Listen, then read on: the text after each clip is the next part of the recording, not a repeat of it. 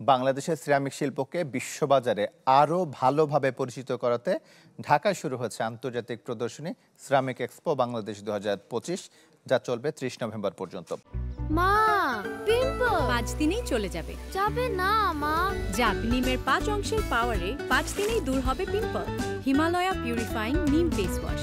রাজধানীর আইসিসিবিতে এ মেলার আনুষ্ঠানিক উদ্বোধন করেন বাণিজ্য উপদেষ্টা শেখ বশির উদ্দিন। বলেন, বিগত সময়ে সিরামিক শিল্পের জন্য বড় সমস্যা ছিল গ্যাস সংকট।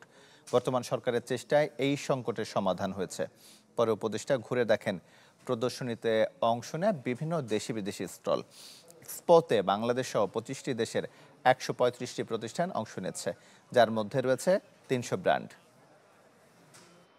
I think the whole gas problem in Bangladesh, the first time witnessed by Monoceramic.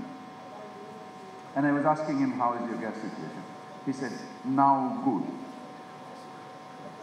So if it is now good at Munnu, it should be good with everybody sitting here. So that also deserves a round of applause for this government.